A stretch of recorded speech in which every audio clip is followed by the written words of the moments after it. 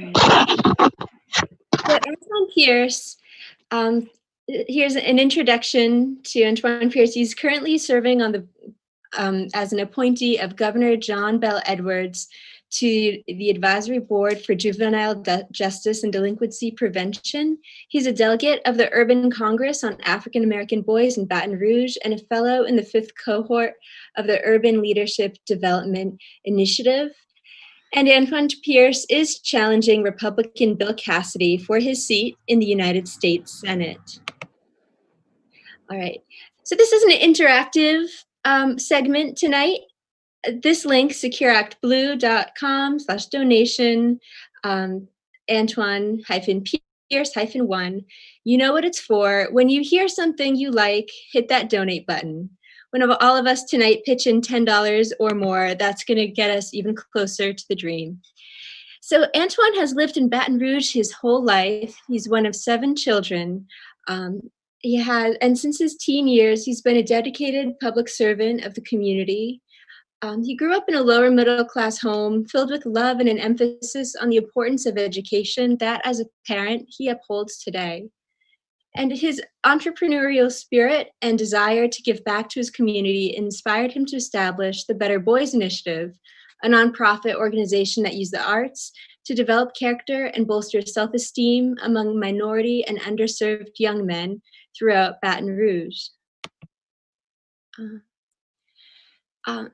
Throughout his life and travels, he's had many opportunities to meet people from all walks of life and socioeconomic backgrounds, and he credits these interactions for the genuine compassion for humanity for which he is known for.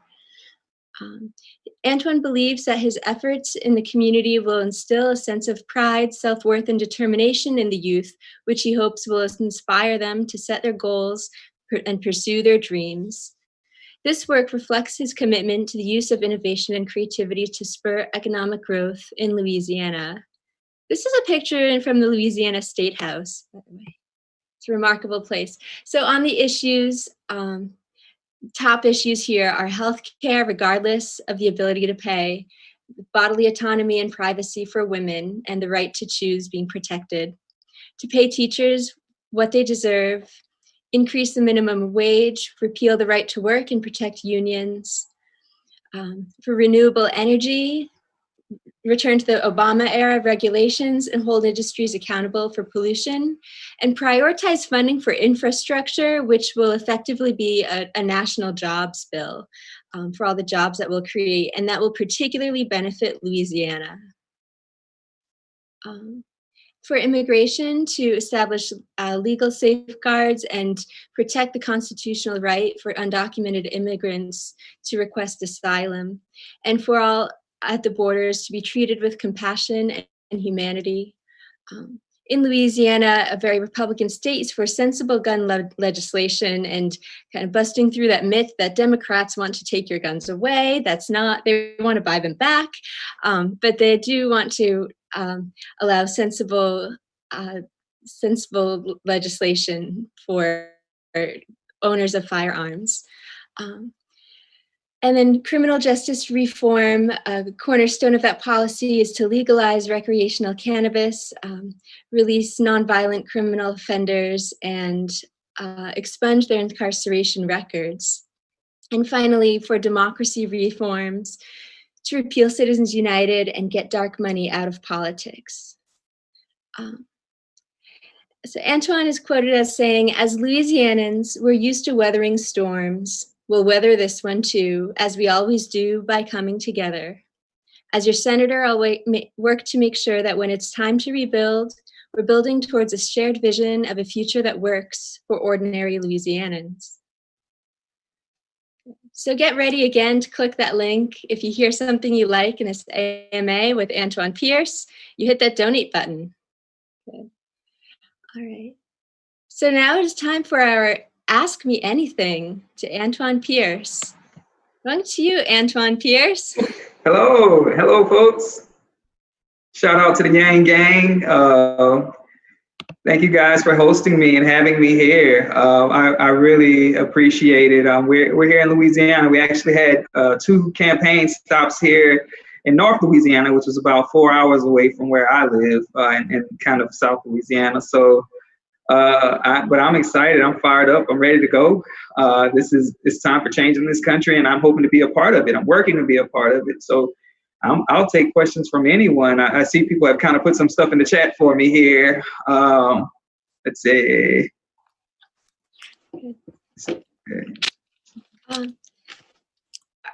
Are you looking at the live stream chat?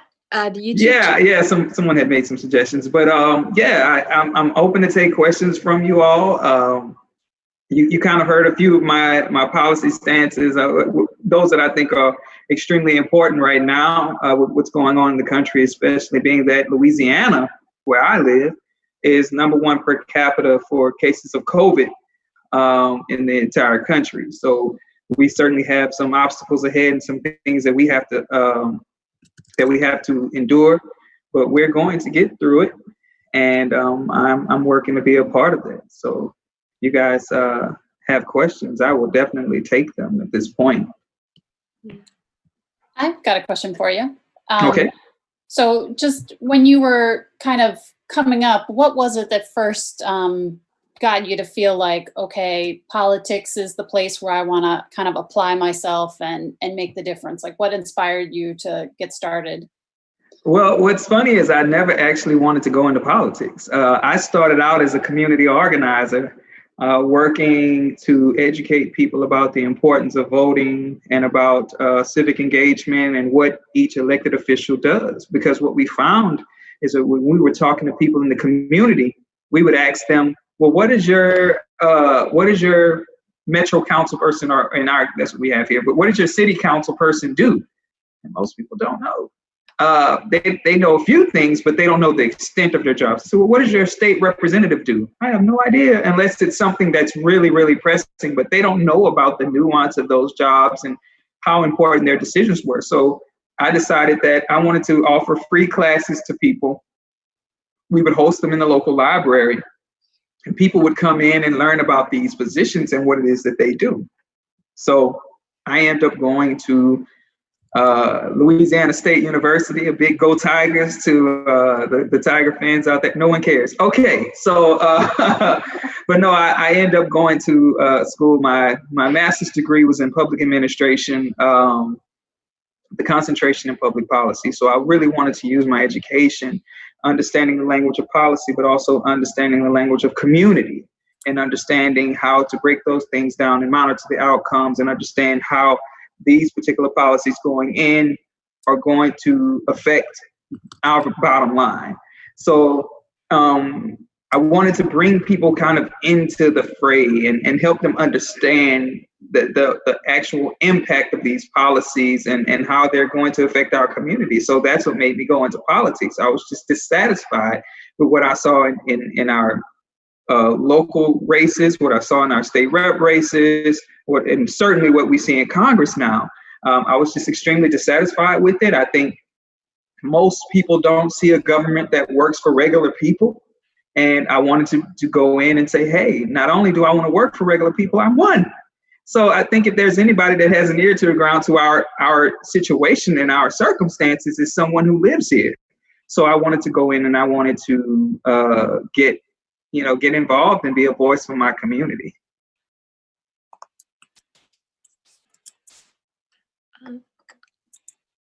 I have a question on your education policy. It was fully funded K through 12. So is that shifting from having local property taxes in towns and states funding education to federally funded education, or what's the intent of that policy? No. So most of these states and towns, well, more particularly here, they get federal dollars to prop up our educational system. Title I funds go to our local schools. Now, what has been happening is we have for-profit charter programs, for-profit charter schools that have kind of come in and zapped the life out of our traditional public schools. I don't believe in giving public dollars to for-profit private schools. So I wanted to be able to use my influence to fund our federal school program. I use federal funds to fund our public school programs so that these traditional public schools can get the same quality education that they would get the students would get the same quality education that they would get if they went to a private school. And I think that's the problem. I don't think we should be spending money to widen the educational gap, is what we've been seeing. So if your kid is impoverished and my kid is impoverished, we live in the same community, and I take someone's tax dollars, create a means for you to put your child in a private school, what then happens to those other children? You widen the educational gap. Why then wouldn't I say, well, let's make sure that we fund all these schools adequately so children don't have to feel like they have to go someplace else to get a better education. They can go in their communities, they can go whatever school they want to go to, whatever traditional public school they would like to go to, and get a quality education there. So I think that's how we close that gap. That's how we make it equitable for everyone. So no, it wouldn't do away with whatever state and local governments put into schools. It would only enhance what the federal government spends on local public schools. Thank you. There's a question here in the chat from Stacey. She's asking, what's the biggest hurdle for getting your community to embrace basic income as a permanent solution to our broken economic system? Well, let me give you all a little tidbit about Louisiana. Getting us to embrace basic income is not as difficult as what people think. Louisiana was actually going to be one of the first few states to have an oil and gas dividend. Now, of course, we know Alaska has it, but Louisiana was also going to be one. There's an act called GOMESA, the Gulf of Mexico Energy Securities Act. And that act basically takes oil and gas royalties, because there's a lot of drilling off the coast of Louisiana. It takes the oil and gas royalties, caps it, and then splits it up amongst four states that are on the Gulf. But the oil and gas industry makes about $5 billion in drilling and profit off the Gulf. But the maximum that they split is $375 million between four states. So we were going to be one of the first few states to actually take that money, those royalties that we receive, and break them up for residents of our state so we can get a dividend. I think one of the hardest things to do is to help people understand what UBI actually is, how it works. And, of course, there are people that don't want to use their tax dollars to take care of people that are not on the same social economic level as they are. So they're going to scream, the sky is falling. They don't want to do that. They see it as quote unquote socialism. We've heard that word kind of thrown out there, which is not what socialism is. But, so it's getting people to understand what UBI is and letting them see the benefits of it and not have it be demonized and vilified by people who don't want it, who don't see a benefit because they already have a certain standard of living that to them it's sufficient, and they don't care if anyone else is able to survive. So, but we've been really talking about, especially now with Louisiana being, like I said, #1 per capita with COVID cases. There's no moratorium on evictions. 400,000 people in my state are unemployed. So they're understanding more so now the importance of a UBI, because if we had that here, then we wouldn't be worrying about evictions. We wouldn't be worrying about food insecurities. We wouldn't be worrying about food deserts in certain communities, because people will have a standard of living that they would not otherwise have. So I think it's easier to drill it home now, because people say, wow, that extra $2,000 per month or whatever it would be really come in handy right about now, especially with Congress being on hiatus while people are facing evictions with no moratorium. So that's what we've been doing. We've really been driving it home by telling people, hey, think about how much better your life would be if that $2,000 a month was guaranteed even during COVID. So that, but before that, it's very difficult when life is good. It's hard to get people to see, but we've been really doing our best to drill it home now.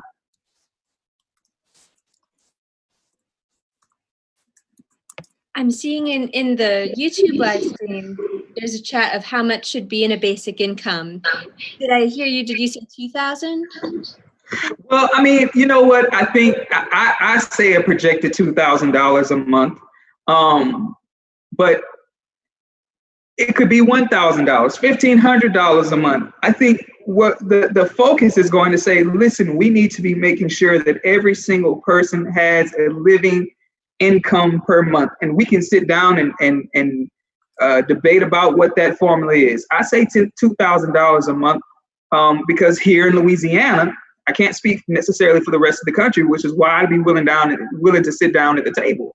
But I think that that's reasonable. The average income here, the median income in Louisiana is $25,000 a year. That's the median income.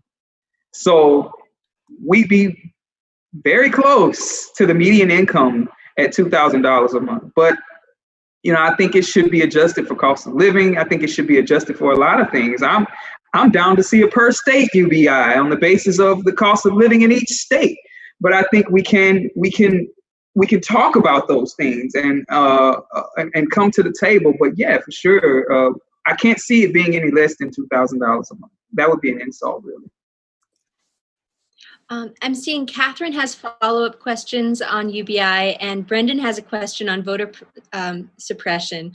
So let's start with Catherine. Do you want to ask your questions, please? Oh, yeah. I just wondered, you know, is the amount that you talk about, if it's successfully passed and somehow gets through kind of the misinformation being spread to kind of keep it unpopular, would it be, you know, this is an annual payment, royalty payment, and would it be parting out 100% of the payment, or would it only be parting out part of it and putting part of it into a fund to get ready for the day when, you know, there is no oil to sustain that? Well, in my vision, we're moving away from fossil fuels altogether. Now, of course, I think, you know, I've lived here in Louisiana my entire life. I know that oil and gas will always be with us, but I think we have to be thinking in terms of the future, of how we can move away from these really disastrous forms of energy. Because one thing people don't know about Louisiana is that we lose about a football field size piece of land per hour here on our coast. So those old maps that you look at, we're just now starting to mitigate the coastal erosion from climate change and from the, you know, climate change really caused by the fossil fuel industry. And they know it too, because they commissioned studies on their own pollution, and they found that it was creating climate change, and they hid. Oh, this is all a quick Google search, but I think what we need to be doing is moving towards renewable energy. Our neighbor to the west, Texas, leads the country in wind power. Louisiana can do it too. That way, we can create more jobs. We can save our environment. We can save our coast. There's just, you know, the money is also a great motivator to switch to this type of energy. There are a lot of things that we can do, but certainly as far as the UBI is concerned, I was thinking more in terms of as long as they are out there drilling and polluting the water and polluting the air, then for sure we need to take those caps off, because again, they make about $5 billion in royalties out there drilling oil, polluting the air and polluting the water. So what we can do with that money is take it and give it to the folks here that are suffering, that are drinking this water and breathing this air, and let them decide how they're going to provide for their families. Now, 50% of those royalties goes to the U.S. Treasury. I say this all the time. When you own the referees, you never lose a game. The fossil fuel industry owns the referees. Why would they take 50% of the royalties from the fossil fuel industry, allow them to cap it, and then give 50% to the U.S. Treasury? when the Gulf Coast states are the ones that are taking the brunt of the damage that they're causing to the environment? Well, because they own the decision makers. So we have to get people in place that say, no, we're not going to let you do this to people. We're not going to let you do this to the environment. We have people that say, your money is no good to me. I care more about my community. I care more about my state. I care more about my children, the future of my state and what will happen to it. And your money is no good here. As a matter of fact, I'm going to use that revenue to start moving subsidizing renewable energy. So definitely, I mean, since they're still here, let's get that money. But I think we need to be making sensible decisions about how we're going to move in the future. And even a clean energy UBI would be sensible as well. If we can get that wind power UBI, we'll take that too. So, but all those things, of course, are futuristic, but we need to be thinking in terms of what we're going to do in the near future. Yeah, fantastic. It really boils my blood hearing about all this corruption, especially with the fossil fuel industry, seeing as it gets rich off of destroying our earth and our communities. And I just wanted to ask this question about corruption. Voter suppression, really big in the news right now with all this federal interference with the Postal Service.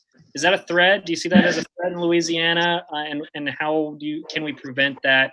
What changes can we make to ensure that our elections are safe? Yeah, it's a threat in Louisiana. It's a threat in every single state in this country. When you have Donald Trump seeking to undermine our Postal Service, the Postal Service is not in the profit-making business. And I think what we have to understand is that Donald Trump uses the Postal Service to cast his votes, and so does his entire administration. So yes, it's a threat. I think what we have to do and what states can do to get around what Donald Trump is trying to do is extend polling times, extend early voting, open additional polling locations, fund policies that allow for vote by mail in their respective states. But surely what Donald Trump is doing is he's said it.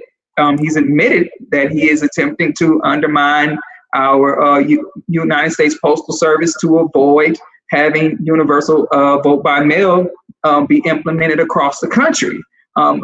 Unfortunately, there are some states that just outright reject his attempt to sabotage and are funding their own programs. He does not have the authority to decide how states implement their voting.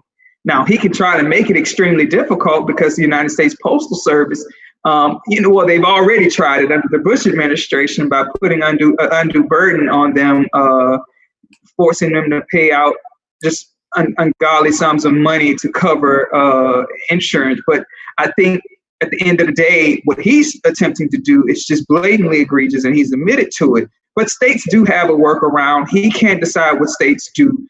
But I think we should be, as a collective, encouraging our state reps, the secretary, to work with the Secretary of State to pass policies quickly to make sure that they are extending early voting, that they are opening additional polling places and making sure that these polling places are available even to rural voters. But also extending vote by mail. We know that vote by mail, there's no evidence of significant fraud. At least, it's statistically insignificant. So it hasn't been enough to change the outcomes. And we can address fraud if there be any, but there just isn't. So we know that this is just fear mongering. We know that this is a fear mongering tactic to try to discourage people from getting involved in this process when we should be doing the opposite. We should be making it easier for people to vote, not more difficult. So surely, all of our respective states, we can encourage our Secretary of State and our state reps to work together to expand voting rights and not reduce them.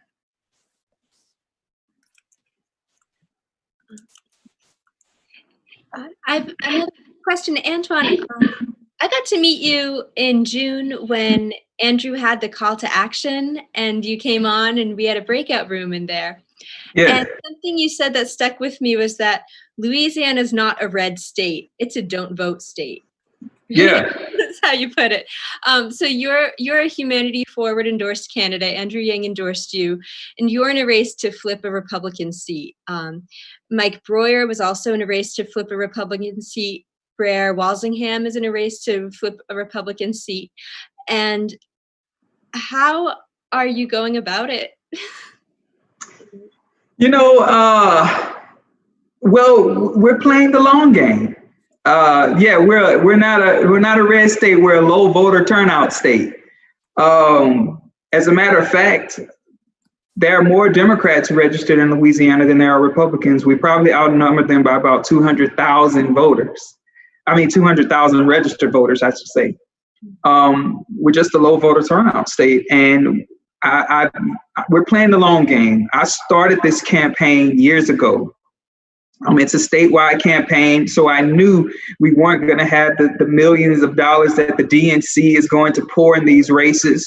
I knew we weren't going to have corporate PAC support because of the policies that I stand on, the things that I am unapologetic about. So we knew we had to reach the voters in a more conventional way. And that means getting on the ground, boots on the ground, starting from one end of this state and working our way up. Right now, I'm in the northernmost part of the state in Shreveport. If you go any more up, you'll be in Arkansas, and you go to the left, you'll be in Texas. So we are working this state. We had 2 events here today, and we haven't stopped over the past few years. I announced in 2019, but we were working long before that, traveling quietly across the state, talking to grassroots organizations, connecting with just everyday voters, connecting with political operatives in these areas and saying, hey, what do you need? What's going on in your districts? Okay, I'll do that. I saw the chat that said, explain how Louisiana voting works. I'll do that. It's we have what's called a jungle primary. I know several states across the country do it, but ours is very interesting. Our primary isn't until the November. The same day as the presidential election is our primary. But it's a jungle primary, being that every candidate goes in at the same time.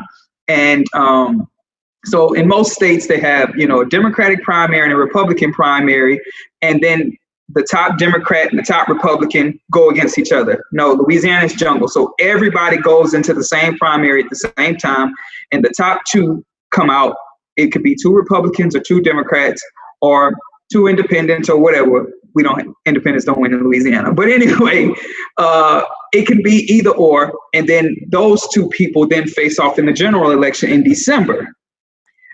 It's a very interesting thing, but that's how we do it here.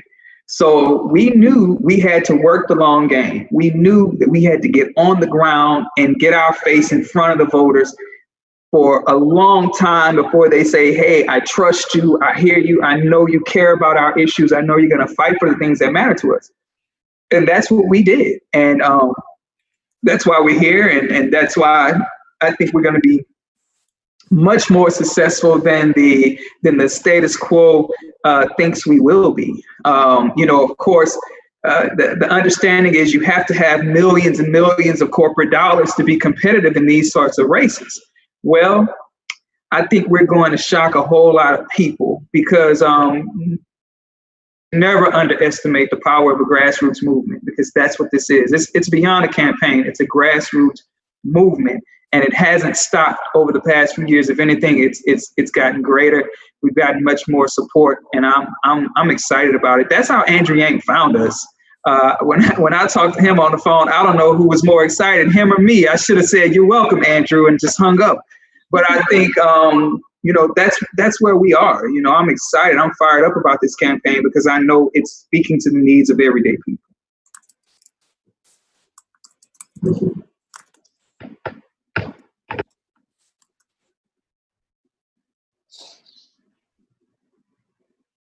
Yeah, any more? I see the chat box. Any more questions? Can you guys hear me? Yeah, there's a question coming in from the live stream on, so you're an artist, a musician, a writer, and running for office. And it's asking, the question is about how does this other background or other side of you influence or play into your political journey? Well, I don't know. I think they're two separate passions. I'm also very passionate about fishing, but it doesn't really do anything about my political life. Maybe gives me an escape from politics, but I think it's just another passion. It's just something I enjoy doing. It's something that I get sort of an emotional release from, but maybe the public speaking. I benefit from that. I don't really get nervous or feel any kind of way when I'm speaking in public. So maybe I benefit from my dramatic arts background in that. But other than that, I think it's just a passion. It's just something I enjoy doing aside from politics, which I think, if you do this long enough, you have to find an outlet. You have to find a way to relieve stress and just kind of step away from the world, or you'll become cynical really quickly. You'll start to hate people, and I never want to find myself in that place. You'll lose your compassion quickly, because people are interesting. So I think having those things that you can go and just leave this thing, and not just politicians, but people that work, people that volunteer, people that are engaged in this process have to find something that they do. I enjoy playing my acoustic guitar, but more so for me. Sometimes I'll just get home and pick it up and play just for my own peace of mind. And I think my advice and my encouragement for everybody that's on the front lines, that's doing this type of work, even if you're at home making phone calls or text banking or emailing or whatever you do, find something to break away from this for a moment. Find another passion and pursue. If you write or whatever you do, you have to find some way to leave this and find yourself. That's this is just one thing, and I enjoy the other things equally. Bill Clinton played the saxophone. That kept him level on his way to office. Yeah, that's true. I think his playing the saxophone probably was an emotional release for him too, but I think it was also one of those skills that he felt made him seem cool. So he did it. But I'm sure that's something that, and I mean, I'm sure we asked Barack what he enjoys. He seems kind of stoic, so he might like to read in his part, in his off time. But I don't know. But you definitely have to find something else other than this, or it'll wear you down. Were you a basketball player? No, I wish. No, I don't. You don't want me on your team, not unless you enjoy losing. I'll watch. And I'm not. Just between us, since we're all family now, I'm not really a sports guy. I'll watch it. I watch the home team. Go Saints. Go Tigers. I don't even know. Huh? Go Pelicans, go Pels. But I couldn't tell you who's on those teams. Honestly, I don't know their names. I'm not. Those guys you talk to and they can spew all the stats out. I'm like, oh, okay. I don't know, but I do watch. I enjoy watching golf and tennis and all that. We don't have a hockey team here. It doesn't get cold enough, but we. I do watch all the home teams. I just don't keep up with it.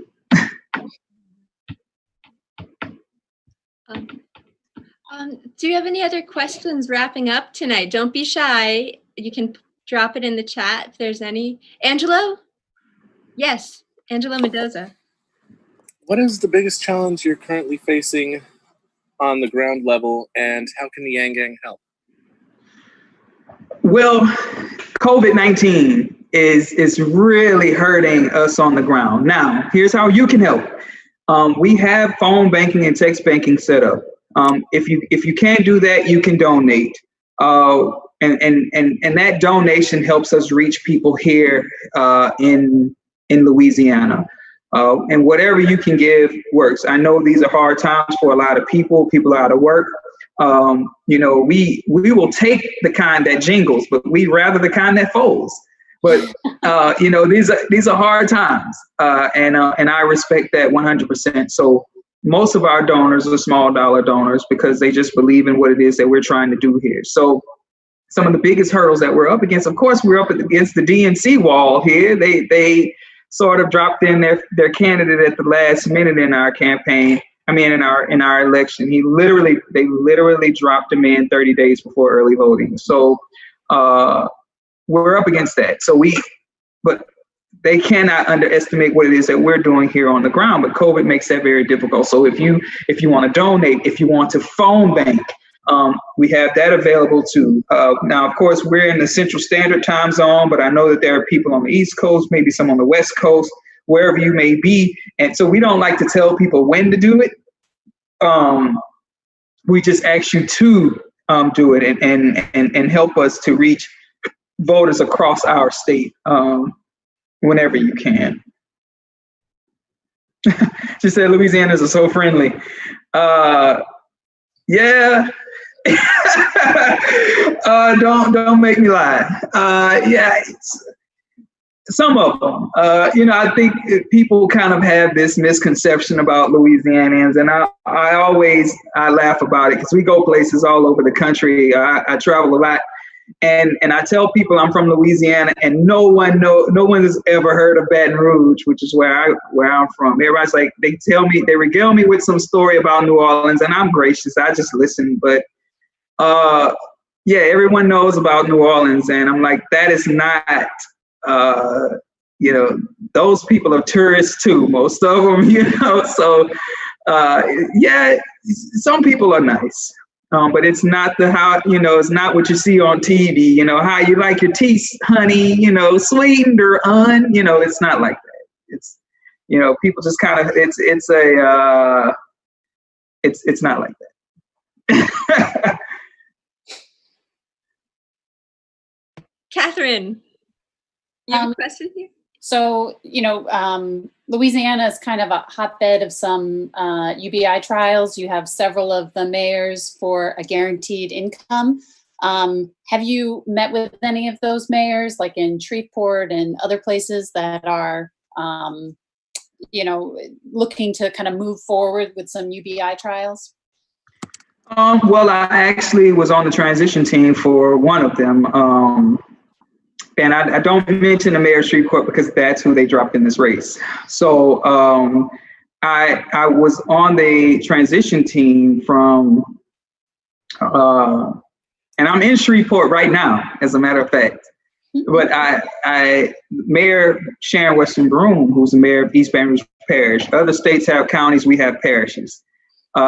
So I met with her, and I worked on her transition team for the Office of Community Development. Now, the UBI trials, I mean, I don't know if they'll actually implement those things. I would love to see it happen. I have set their plans and how they're going to go about doing that. We have some real budgetary issues happening in our state, especially now with so much going on, with so much being closed. So many people out of work, so many opportunities, because Louisiana is a very communal state, meaning we have a festival for everything. Of course, there's Mardi Gras, which a lot of people are familiar with. There's a parade for everything. We have a festival for essence, so there's literally a festival for everything, so, but a lot of that stuff can't happen because of the spread of COVID. So those plans that rely on those types of things to happen are going to be washed now because those things are not out there. Yes, Baton Rouge is where the Shaw Center for the Arts is. It's a beautiful place. I've been fortunate enough to act in that place several times. I've been in part of several plays in that facility. It's beautiful. But that place is not functioning right now because of COVID. So they can't have open performances in there. They can't do a lot of the things that that they used to because it's too dangerous. And the governor has shut down a lot of things, and the mayor has shut down a lot of things. So it kind of imposes a little bit on those sorts of plans. But I would love to look at their plans and see exactly how they're talking about rolling this out, where that money is going to come from, how long they're going to try and sustain this sort of plan. I just haven't seen how it's feasible right now. But I'm interested. I'm interested.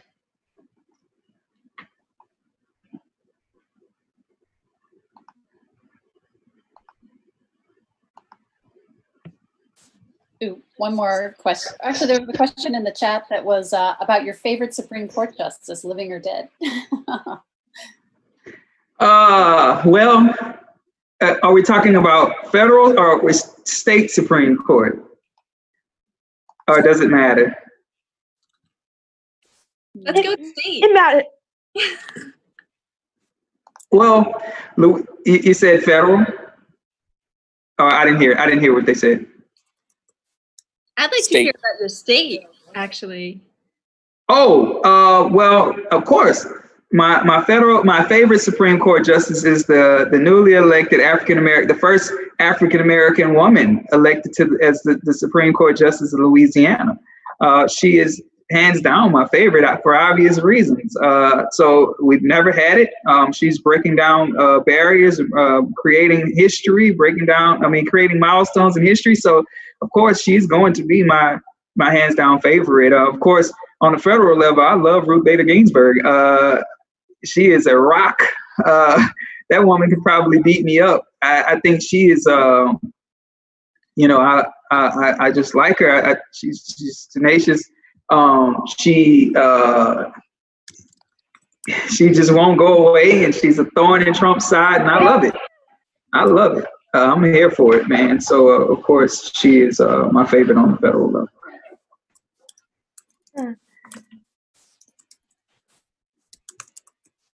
I like Sotomayor too, by the way. I like her too. I think this looks like we've had some great rounds of questions and gone so much deeper into this your basic income policies and your state of Louisiana. I think that this is wrapping up for tonight. Thank you so much for being on, Antoine. Thank you. Thank you for having me. Good. So thank you, Andrew, on cutting the live stream. We'll call it a wrap. And here we can all just hang out for some more like off the record chatter here.